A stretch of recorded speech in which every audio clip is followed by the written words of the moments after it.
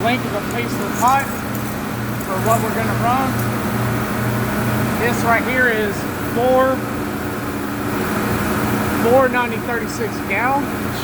We've got a 79 between 78 and 3/4 and 79. We'll probably go ahead and enter 78 and 3/4. Next piece of information we're going to need to do is we're going to need to determine where the center line is. The edge of this bar seems to line up center with our center line, so we'll go from here. Here, what we need to do, we need to measure from the center line to where the pipe needs to set in the machine. 49036 for this specific product, 49036 gal needs to set out 1/2 inch out. So we're going to measure from the center line to the edge of the pipe. That brings us to 10 1/4. And we also need to know the OD of the pipe, which is looking like we're at, that's a 1/2. So a little under 4 1/2. That's a 1/4. My brain is not wanting me to read this damn tape measure.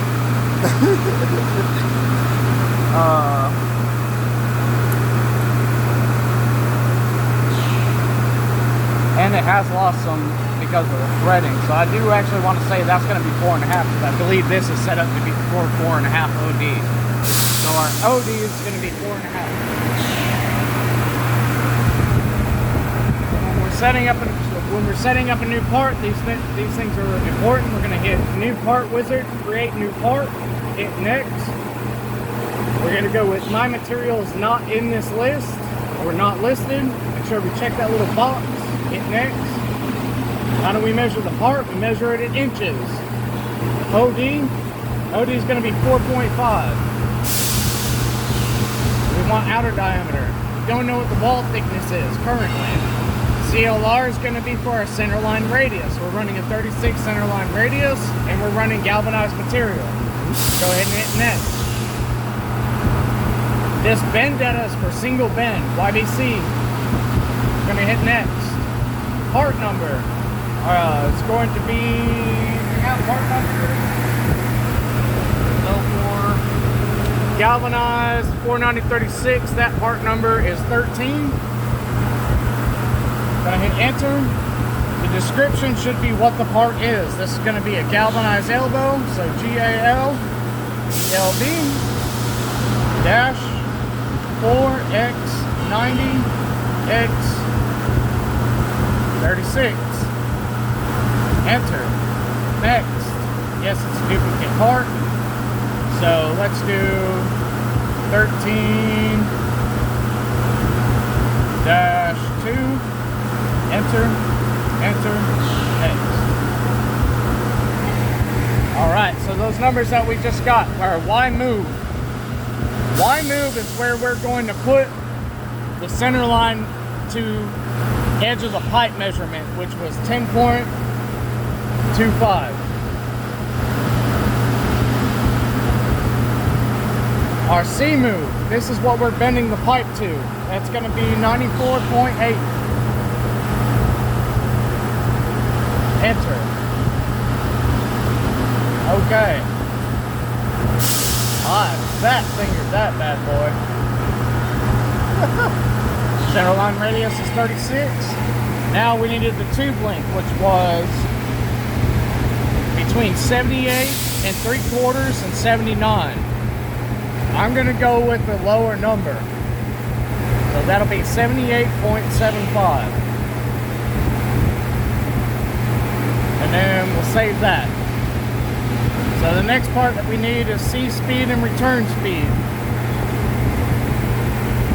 Now I've got to remember this part. C speed, clamp speed. I'm not going to mess with that. Okay, open timer, delay on return. So from here, we've already saved this, so I'm going to close this. I'm going to reopen this part. Okay, part editor. So here's our timers. 50 and 100. Okay, perfect. Now I know what that was. C speed and C return speed. That's our clamp. That's right, our clamp. So we'll reopen 13-2 because we're starting that one from scratch. Part editor, our speeds. So that's going to be our forward velocity and our reverse velocity. We're going to go with 100 on both of those.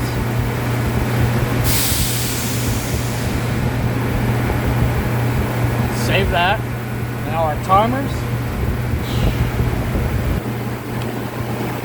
Clamp open timer. 1.45. PD open timer. 0.6. Gonna leave that at 0, and we're gonna leave that at 0. And we're gonna go ahead and save that. Hold. This is asking if we want to hold, I believe this is asking if there needs to be some kind of pause in holding the pipe in place, or a pause before it starts bending after it's closed. We're gonna leave that alone. This is a part that doesn't mess with the mandrel, and we typically leave the mandrel. We don't actually actuate the mandrel at all. We're not going to mess with any of the mandrel stuff. Our spring back is already built into our bend degree, so we're not going to turn on the spring back calibration.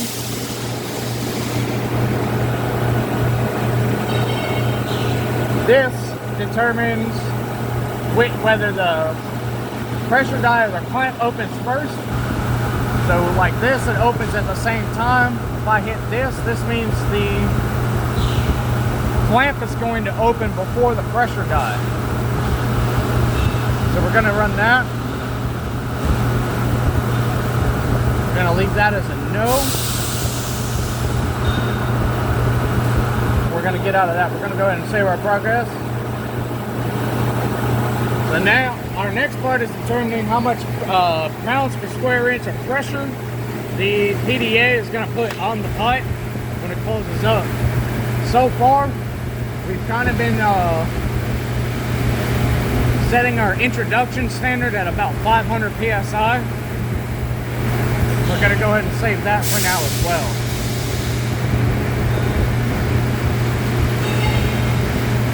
I think. Oh, we ready to bend. I think we're going to try and bend this part. No. There's something else we need here. Because if I don't put in this number, which is the boost release on this paperwork, it's something else on here. So I'll bring up the other part real quick to try and remember where that's at. It's going to be this 5x45. Select that part editor. Grab that paperwork.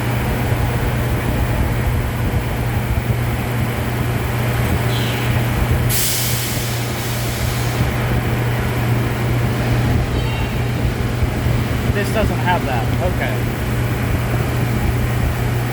This part's actually not going to have that because we had to zero this out since the boost release on the 45. But I might be able to find it. Alright, let's find it.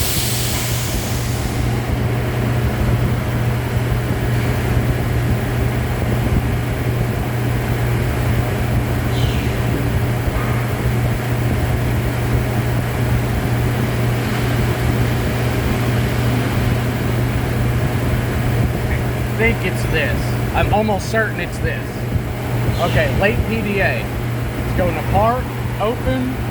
Let's open up 13-2 again, select active, editor, late PDA. So essentially what we're trying to do is, the way that this setting works is when it's bending the pipe at 48 degrees, once it hits 48 degrees in its bend, that's when we want the PDA or the boost bar to start coming out.